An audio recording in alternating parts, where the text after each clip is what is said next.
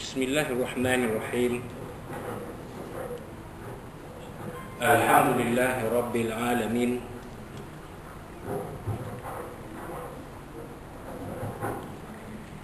Wabihi nasta'in ala umur dunia wa din.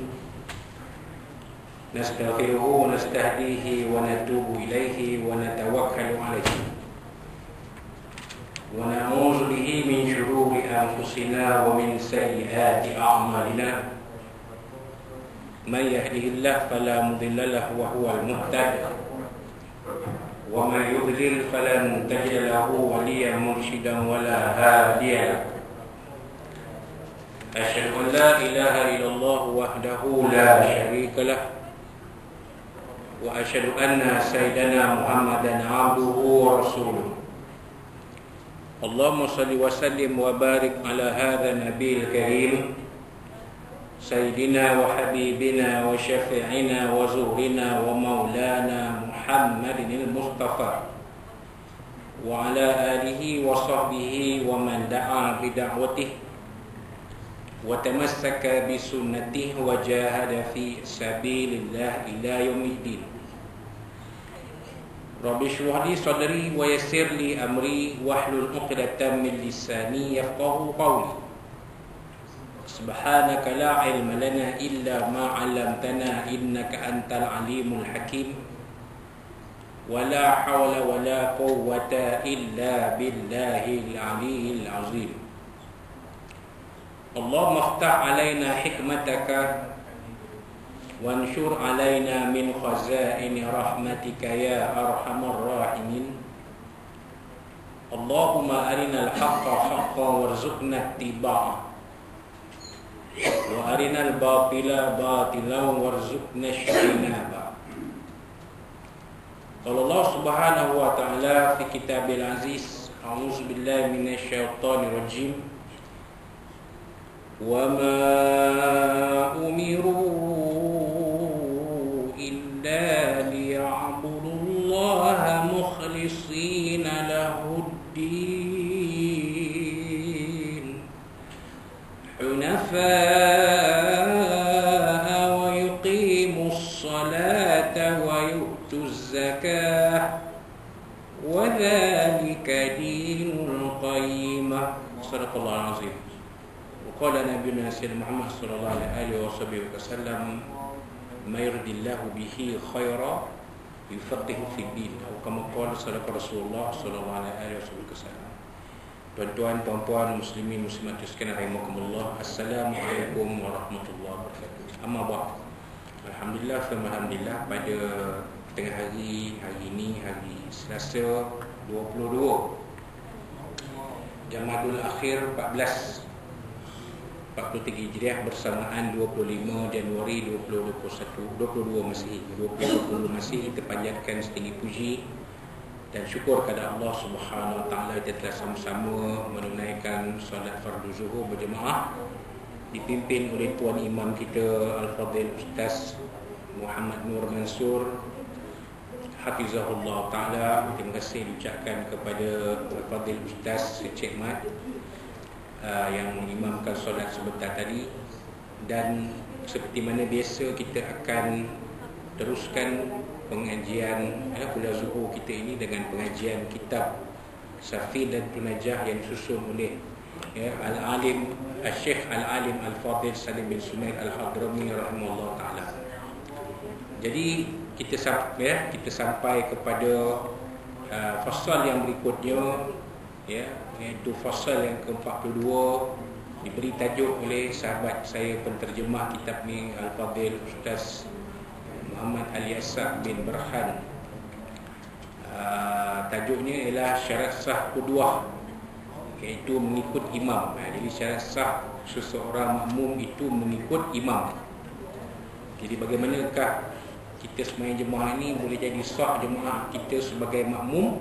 Inilah yang akan dibincangkan dalam fasal ke-42 ni. Faslun syurutul qudwati 11. Syarat-syarat mengikut, syarat sah mengikut imam itu ada 11.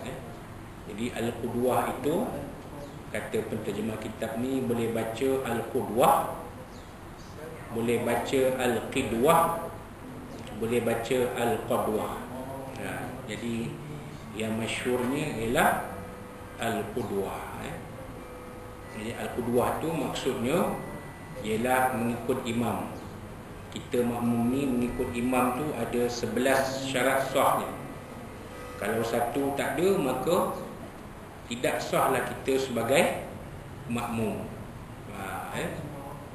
Jadi yang pertamanya, alla ya'lama butlana salati imamihi bihadathin aw ghairi. Bahawasanya tidaklah ya'lamu ni ya'lamul makmum, tidaklah mengetahui seorang makmum itu butlana, batalnya sembahyang imamnya dengan sebab hadas atau sebab-sebab lain yang membatalkan solat imam. Jadi kalau imam batal solat pun, kalau kita tak tahu, sembahyang kita sah. Sembahyang imam tu batal, tapi sembahyang kita sah, dengan syarat kita tak tahu batalnya sembahyang imam. Kalau kita tahu, kita tak mufaraqah, maka batallah makmum kita tu, dan batal sembahyang kita sendiri. Kita tahu dah dia tekan tweet, kita tak ada siapa yang tegur ikut, contoh. Jadi kita punya sembahyang jemaah pun batal lah sekali. Tapi selagi mana kita tidak tahu, kalaulah imam tu di depan tu batal sembahyang dia, makmum tidak tahu, maka sembahyang makmum tetap sah. Yang batal sembahyang imam, makmum tetap sah sembahyang dia. Ini yang kita faham daripada syarat pertama ni. Syarat pertama kita sebagai makmum tadi. Maknanya kalau kita sebagai makmum, selagi kita tak tahu sembahyang imam tu batal, sembahyang kita tetap sah walaupun sembahyang imam tu dah batal. Itu yang pertama. Yang kedua, wa alla ya'taqida wujuba qada'iha alaih. Apa dia tuan-tuan? Mestilah tidak berpegang bahawa wajib ke atas imam mengqada solatnya. Kalau dah imam kena qada solat dia, dia kata dia contohnya lah, imam ni dia bangkit, contoh dia bangkit, dia sembahyang dia batal, contohnya kita teruskan sembahyang jemaah itu, sebab ada orang di depan ganti imam. Jadi sembahyang kita, imam sebagai makmum tetap sah. Tapi kalau kita pun sama bangkit, habis. Makmum pun habis, imam pun bangkit, imam kita bangkit, kita pun bangkit sekali. Dah sembahyang dia batal, sembahyang kita pun batal, contoh maka habislah imam tu, makmum kita lah. Tapi kalau kita tunggu ada orang ganti, imam tu dia terkentut, dia pun bangkit, dia mundur diri, ada orang lain, ada orang belakang, Bilal ganti naik depan jadi imam, kita teruskan makmum kita, sembahyang kita tetap sah sebagai makmum. Tapi kalau kita pun bangkit ke habis, ini maksud dia. Wallahu a'lam. Wa alla yakuna makmuman. Mestilah seseorang yang diikuti itu bukan makmum. Apa makna? Maknanya dia yang kita nak jadikan imam tu bukan makmum kepada imam lain. Boleh faham? Contohnya A bermakmumkan B. A itu makmum, B itu imam. Tiba-tiba C tepuk belakang A, C pula jadi imam bermakmum kepada A. Mana maunya? Tak sah lah sebenarnya jemaah C itu, sebab dia ikut A yang mamah jadi makmum. A tak boleh jadi makmum. Kalau A itu seorang tak boleh. Jadi C tepuk belakang A nak jadi makmum kepada A, itu boleh. Sebab A Semayang seorang, tak ada bermakmum kepada sesiapa. Itu maksud dia, wallahu a'lam. Wala ummiyan. Naklah makmum imam itu, seorang yang diikuti itu bukan ummi. Maksud ini diterangkan sini, seseorang yang cacat sebutan satu huruf atau satu sabdu daripada surah Al-Fatihah, senang kata tak sempurna Al-Fatihah dia. Makmum tu tak sempurna Al-Fatihah. Inilah puncanya seorang imam digugurkan daripada jabatan imam ni, sebab bila masuk ujian nak sambung tauliah, dia baca Fatihah dah tak betul sebab gigi dah tak ada. Gigi dia banyak tak ada. Kalau takat gigi sebatang murah tak ada, tak boleh belajar. Syaratnya kita tahu bagaimana nak sebut huruf. Ni gigi dah tak ada, ni gigi atas tak ada, gigi bawah tak ada. Jadi sebutan dia dah tak sempurna lah. Dah lagi tiun dah lagi. Jadi digugurkan daripada imam. Imam ni tak disambung tauliah imam tak disambung. Jadi pihak penjaga agama mencadangkan kepada pengurusi supaya mencari seorang calon baru menggantikan imam ni. Imam ni bagus 5 waktu datang, subuh pun datang. 5 waktu memang dia datang. Dulu imam ni satu masjid seorang. Jadi 20-35 waktu semua dia pulun. Jadi pengurusi, dipendekkan cerita, pengurusi mencadangkan seorang calon baru. Setelah dibuat risikan oleh pihak pejabat agama, didapati calon ini bacaan Qurannya baik, tetapi peribadinya, perwatakannya tak cantik. Sebelum subuh dah keluar api motong, tapi menoreh. Subuhnya di mana? Ada pula anak perempuan yang mengandung anak luar nikah.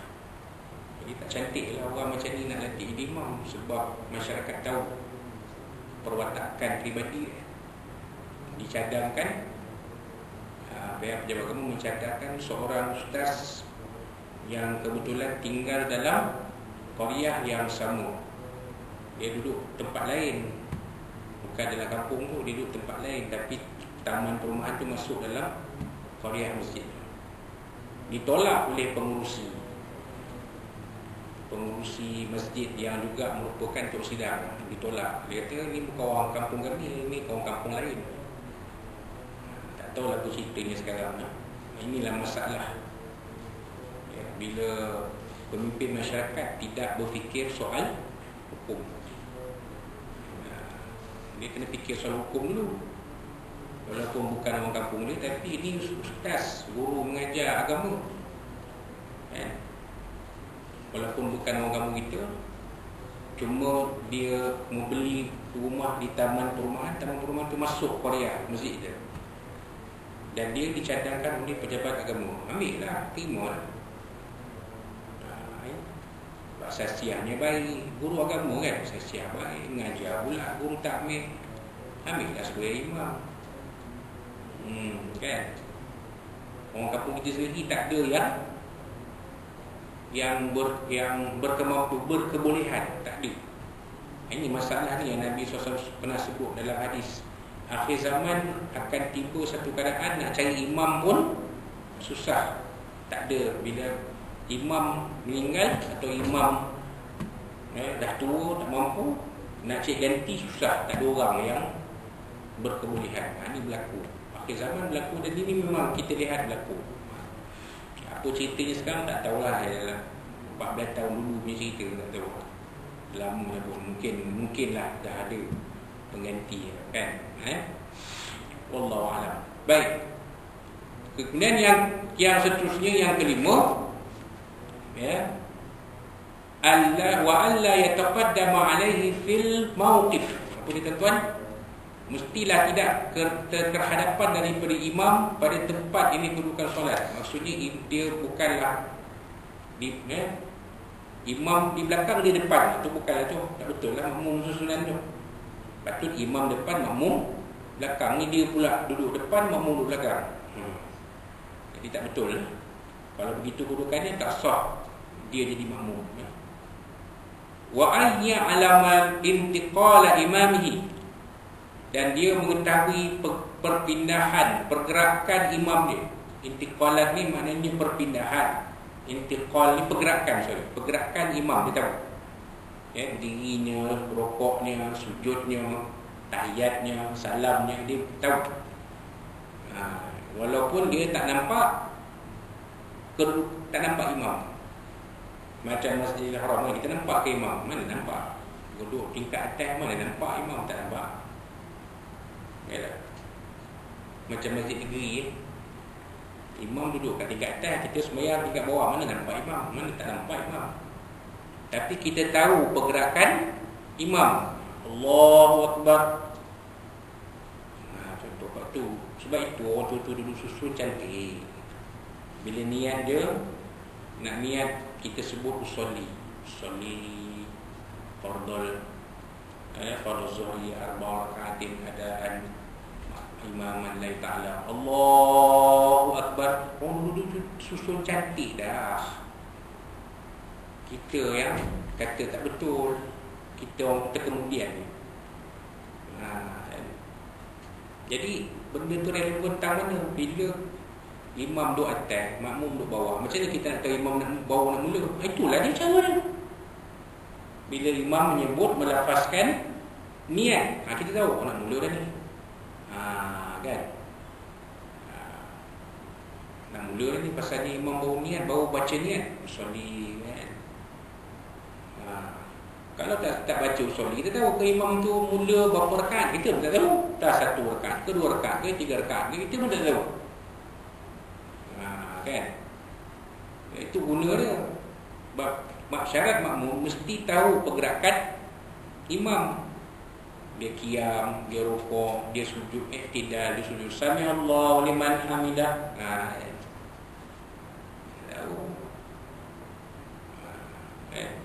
Macam Masjid Haram, Bilal dia suara tinggi, imam suara rendah, suara halqum kan, suara perut. Allahu Akbar. Bilal Allahu Akbar. Sampai salam pun, Assalamualaikum warahmatullahi, Assalamualaikum warahmatullahi, Assalamualaikum warahmatullahi, Assalamualaikum warahmatullahi. Itu Bilal itu. Imam suara perut dia, suara bis. Sikit suara imam tu. Bilal. Kita tak buat. Tak sebut sini, imam je yang takbir perpindahan. Jadi kita kena tahu, sebab makmum kita kena tahu pergerakan imam. Walaupun kita tak nampak fizikal imam, cukup kita mengetahui pergerakan imam. Wa ayyastami'a fi masjid, dan bahawasanya sembahyang jemaah itu di masjid. Ditambah oleh penterjemah kitab ini, atau dalam lingkungan lebih kurang 300 hasta. Ni kalau di tempat lapang. Di tempat lapang, contoh tersemayang di padang. Kalau kurang 300 hasta, di sini disebut menyamai jarak kira-kira 144 meter. Hasta ni orang tak pakai dah. Tanya anak-anak kita, seorang haram pun tak tahu. Silap jengkal pun tak tahu. Jengkal. Tahu sejengkal? Sejengkal. Jadi sedepuk. Dalam film Turki dia kan, cerita sejengkal. Jadi sedepuk. Sedepuk tu berapa? Jengkal berapa? Sedepuk berapa? Budak-budak kita, anak-anak kita kan tahu. Dia tahu meter, sentimeter, meter, kilometer. Itu lah anak-anak kita. Contoh yang kita, jengkal tu apa? Jengkal tu apa bah? Jengkal ni jengkal. Sedepuk? Sedepa. Sastra, sedepa sama kan? Tak sama. Sastra lagi luas daripada sastra tu tinggi tu ni. Balik cekkan Google lah. Kalau lupa sastra macam mana, sedepa macam mana. Tu ukuran jarak lah. Ini sastra, sedepa. Sastra ni. Sedepa. Sastra? Sedepa. Sedepa. Sastra 2 kali. Buka 2. Sastra. Oh, sastra ni. Depa ni. Okay, betul lah sajen. Sebab kita sekarang tak pakai dah. Kalau tanya anak-anak kita timbangan berat, secupak gantang, mana tahu? Tak tahu. Kaki inci, mana tahu? Tak pakai lah. Kati tahil, sekati 16 tahil, mana tahu? Sekaki 12 inci, mana tahu budak sekarang. Sebab benda tu sudah ditinggalkan lebih 30 tahun. Hampir 30 tahun ni. Tahun 30 tahun dah. Mula pakai sistematik tahun 1980. Ingat ni? Masa tu saya sekolah, masuk darjah 3. Tapi masa tu peralihan lah. Peralihan tu maknanya budak-budak zaman tu sempat lagi belajar sistem lama. Tahil, kati tahil. Lepas tu dia ada belakang buku latihan tu, dia ada yang lain tu. Sukatan-sukatan lama yang pernah digunakan. Kan? Apa tu apa? Allah, bukan sebeban, dia ada spikul. Spikul ada ni, macam tu. Spikul berapa, kalau emas mayam berapa. Ada buku latihan sekolah dulu-dulu, belakang tu dia bagi hun.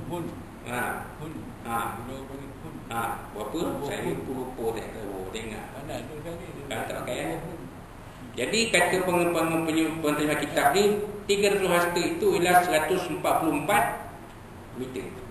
Itu berapa meter, lebih kurang daripada sini sampai dekat, saya ingat sampai dekat Masjid Pakistan kot. Apa dia? 144 meter. Daripada sini surau ni sampai Masjid Pakistan belakang, ataupun dekat Little India, saya ingat sampai 144 meter. Lebih kurang. Jadi kalau di tanah lapang, jangan lebih dari 144 meter. Kalau lebih, maknanya terputuslah jemaah. Kalau dalam Masjidil Haram, dalam kawasan yang dikatakan sebagai kawasan masjid, dapat kelebihan 1,000 pahala. Walaupun di luar bangunan Masjidil Haram, dia dekat kawasan yang di luar kan, yang dekat depan apa tu, masih dikira lagi katanya kawasan masjid. Maknanya dapat lagi 1,000. Tapi bila naik hotel, tak dapat lah. Itu orang kita banyak tak faham. Dia kata kenapa nak tu masjid tak sembahyang daripada hotel pun. Kalau kita ikut imam di Masjid Haram, sah dia. Tak sah mana? Dah lah tak sah, 100,000 pahala pun tak dapat. Nak 100,000 pahala masuk dalam kawasan Masjidil Haram, walaupun tak dapat masuk dalam bangunan dia, dalam kawasan, dalam bangunan masjid lah. Dapat kat luar je, dekat depan Sokoh Tower tu kan ada satu kawasan lapang kan, depan dapat itu pun dapat masuk juga. Dia buat pakai buka-buka bongkar tu, dapat kelebihan 100,000. Masjid Nabi yang 1,000 kan, itu yang apa, yang ada payung-payung, itu dapat 1,000. Itu dikira masjid, kawasan Masjid Nabi ke, yang payung-payung. Sebab dia di luar bangunan Masjid Nabi, tapi dia dalam compound, dalam kawasan Masjid Nabawi. Itu Masjid Nabi. Kalau Masjid Aqsa, dalam komplek. Maksudnya kita masuk tu, kalau tengok orang Palestin sembahyang di tanah lapang kan, masjid kat tepi tu, tapi masjid tanah lapang. Dia orang sembahyang kat situ kan, sembahyang tarawih ke apa ke, banyak dia orang sembahyang tu. Itu masuk dapat 500. Pasal itu kawasan Masjidil Aqsa. Masjid Aqsa dia memang, Masjid Aqsa kecil je, tapi yang keliling-keliling termasuklah Kubah Meh kan. Kalau sembahyang situ pun dapat 500. Sebab dia kira kawasan Masjidil Aqsa. Dia kira. Kan kita tengok orang Palestin kan banyak sembahyang dekat. Dia sembahyang ni lah, macam tanah lapang kan kat luar Masjid Aqsa tu. Kita pun pelik asal tak masuk dalam masjid. Sembahyang kat kawasan tanah lapang tu, belok pakai sembahyang situ, teknik situ, buka puasa situ. Rupanya itu kawasan Masjid Al-Aqsa, dapat pahala 500 kali ganda kan. Wallahu a'lam. Baik. Kemudian mesti kemudian yang seterusnya au fi salasati minhu zira'in taqrib. Wa an yanwi al-qudwata aw jamaah. Naklah berniat makmum ataupun jemaah. Mesti ada niat. Kalau tak ada niat tak sah makmum tu. Kemudian wa an yatawafaqa nazmu solatihima. Apa dia maksud dia? Mestilah muafakat aturan solat kedua-dua ni, imam dan makmum. Maksudnya siapa dulu siapa kemudian. Jangan kita mendahului imam. Kalau kita mendahului imam tak sah makmum kita. Lepas tu kalau setengah-setengah dia jaga, imam tu turun baru dia turun. Imam tu naik baru dia naik. Kan? Sebab takut terdahulu lah. Maksudnya bila dia nak rukuk tu dia tunggu imam tu rukuk, Allah baru imam tu dah rukuk sempurna baru dia turun. Begitu juga iktidal, sujud. Tu dia. Sebab nak muafakat tadi tu. Jangan makmum mendahului imam. Kemudian apa dia tuan-tuan? Wa an la yukhalifahu fi sunnati fahishatil mukhalafah. Apa dia tuan-tuan? Maksudnya mesti tidak berbeza dengan imam dalam perkara sunat yang boleh menyebabkan perbezaan ketara apabila menyalahinya. Apa dia maksudnya tu? Perkara sunat apa? Apa perkara sunat dalam sembahyang? Takbir berpindah rukun tu sunat. Takbir. Jangan beza dengan imam. Sami Allah liman hamidah, dia Allahu Akbar juga. Habislah. Patutnya apa dia jawab? Sami Allah liman hamidah, apa yang dijawab oleh makmum? Rabbana lakal hamd. Itu jawapan. Kalau dah bercanggah kan lain. Perkara sunat. Itu maksud dia. Wallahu a'lam. Kemudian yang akhir sekali, wa an yutabi'ahu. Mestilah mengikut imamnya pada perbuatan. Imam qiyam dia pun qiyam. Imam rukuk dia pun rukuk. Yang imam rukuk dia sujud. Tak betul. Maka batallah sembahyang dia. Sebab imam rukuk dia sujud. Melainkan kalau dia tu tak waras, satu cerita lain. Orang gila sembahyang tak sah. Tak sah sembahyang dia dan tak ada dosa pada dia pun. Orang gila dia tak ada pahala, tak ada dosa. Orang gila Ada pernah jumpa 2 kali rokok, 4 kali sujud. Ada jumpa, saya pernah jumpa. Dulu lama dah. Kami pun pelik, apa sahaja ni rokok 2 kali sujud 4 kali. Rupanya dah cukup akal. Ada minggu depan yang ada orang masuk dalam ni. Dia baca semuanya, baca surah At-Tin, ambil surah, baca surah At-Tin, ambil surah Al-Nas. Imam ada orang masuk.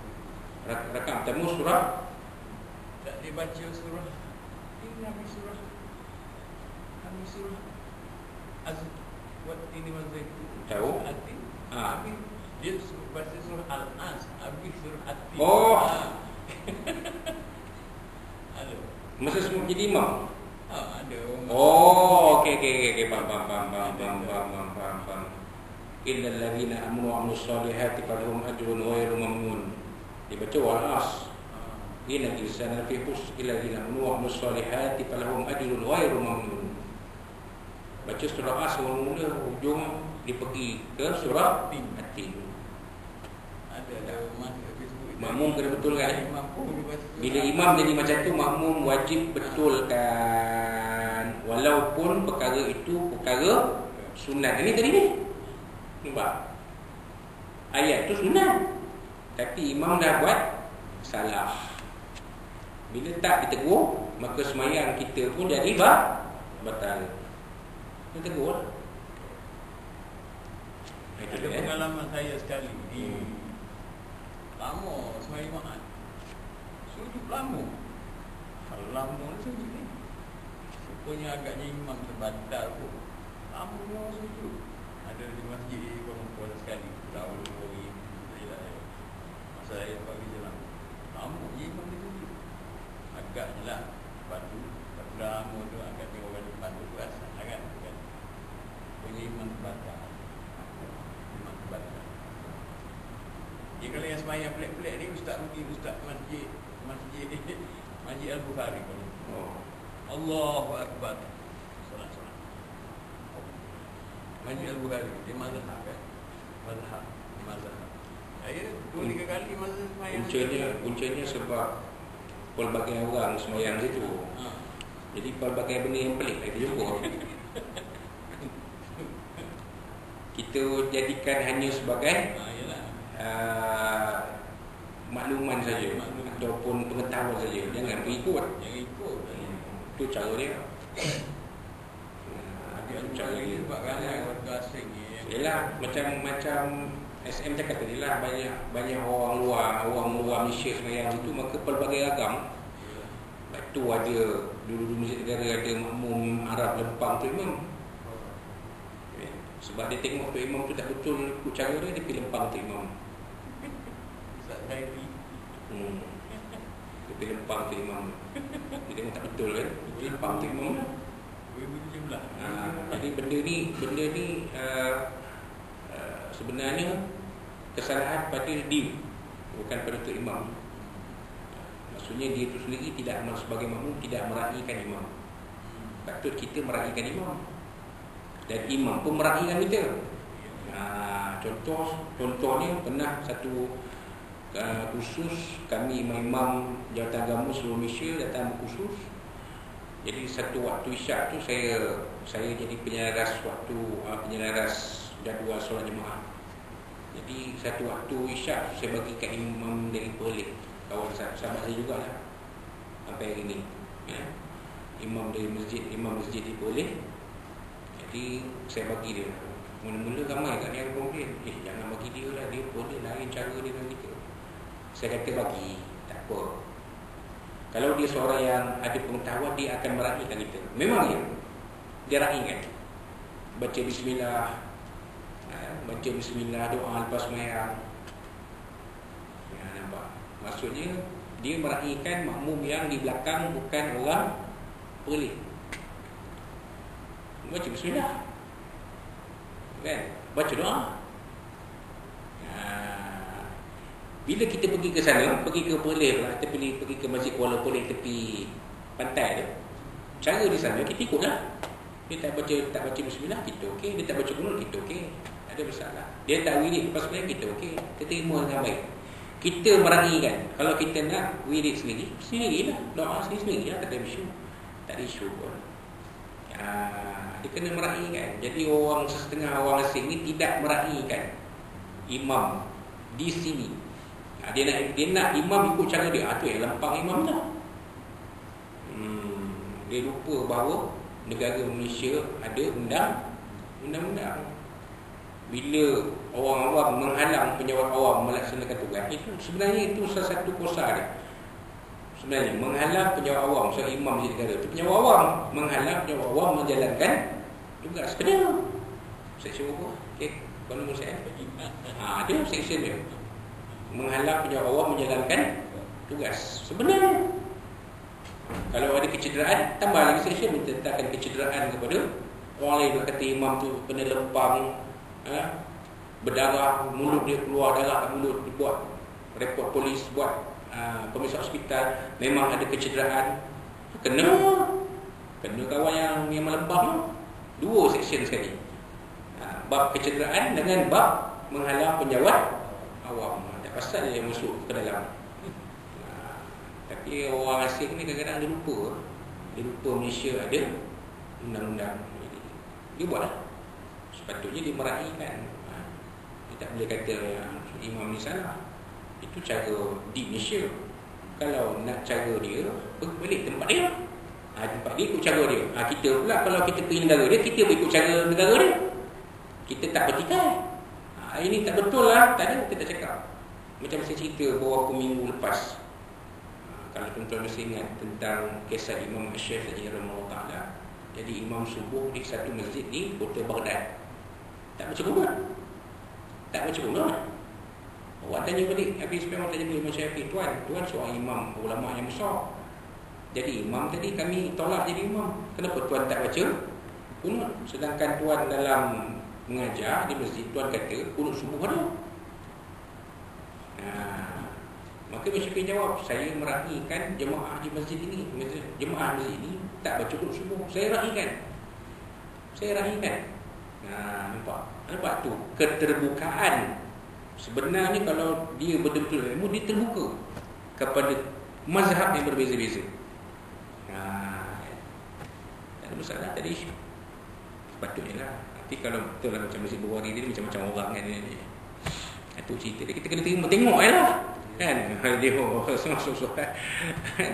Dia ada tengah semayang pegang handphone. Tarawih kan? Tengah-tengah semayang pegang handphone. Kita tengok. Tak di isu. Ulama mengatakan perbuatan tu harus. Kan? Pegang mushaf ketika semayang tarawih makmum. Ataupun pegang handphone, dalam handphone ada Quran, mushaf, tengah semayang jadi makmum tarawih. Ulama sekarang yang masa kini mengatakan perbuatan itu harus tidak membatalkan solat. Tak ada masalah, tak payah kita nak pergi marah-marah. Mana perbuatan imam memandang mushaf ketika solat tarawih itu pun harus. Dia yang makruh waktu semayang fardu atau makruh. Waktu semayang fardu imam buka mushaf, itu perbuatan itu makruh. Tapi makruh tak haram. Boleh buat, tak ada masalah. Tak cantik lah. Makruh tu maksudnya tak cantik. Itu kena faham. Kita kena faham. Wajib kita tahu dalam wajib. Sunat ni apa? Lebih cantik. Harus okey. Mana-mana boleh. Makruh kurang cantik. Jadi perbuatan tu kurang cantik. Itu je. Tapi taklah sampai jadi haram. Kalau haram mana berusaha lah. Itu kaedah dia. Kena faham tu. Jadi maknanya kalau imam semayang fardu, kita pergi ke masjid, tengok semayang fardu, tengok imam buka mushaf, janganlah komen. Janganlah pergi cakap imam, tak betul imam baca mushaf tadi semayang fardu. Betul dia semayang maghrib isyak kan. Tak cantik. Tak sepatutnya tu imam wujud. Benda tu tak jadi apa. Cuma pada syarak perbuatan dia kurang cantik. Kurang comel. Kata orang Kelantan kurang comel. Tu. Tapi bila tarawih harus. Sebab tu saya kalau jadi imam dulu kalau tarawih saya buka mushaf. Kalau sembahyang fardu tak buka. Baca apa yang hafal. Masa kita faham kaedah dia. Walaupun ada imam yang baca mushaf ketika sembahyang fardu, saya okey. Tak ada saya tegur. Saya biar. Walaupun perbuatan tu makruh. Maknanya dia biar, tak apa. Makruh tu kurang comel. Tapi mungkin dia nak dapatkan confident. Dia nak baca lain sikit daripada lain. Tak ada masalah. Masa saya jadi imam dulu memang kita hafal. Kita banyak ke ayat yang dihafal dan banyak ke yang dah lupa sekarang. Banyak hafal. Dulu hafal sejadah insan itu confirm lah. Dan surah yang lain. So dulu hafal surah Luqman, surah Kahfi kan. Untuk baca dalam solat maghrib, isyak, subuh. Tapi ada juga imam yang buka masalah tadi isu. Tak apa, tak ada masalah. Walaupun setengah ulama mengatakan makruh, tapi kita jangan payah tegur lah. Biar itu cara dia, yang selesa bagi dia, yang baik pada dia, jalan. Selagi tidak membatalkan solat, jalan.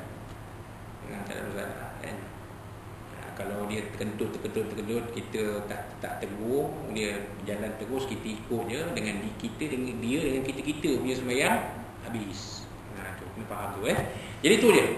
Untuk hari ni panjanglah ceritanya tu. Kita akan sambung fasal yang ke-43, jenis-jenis kedua, iaitu muka imam. InsyaAllah pada kuliah kita akan datang ya, yang baik dari Allah SWT dan yang kurang daripada kita semua. Ya, wallahu rasulullah ala wa barakatuh. Aku qul qawlan sadaqatan azim li wa lakum. Wabillahi taufiq. Assalamualaikum warahmatullahi wabarakatuh.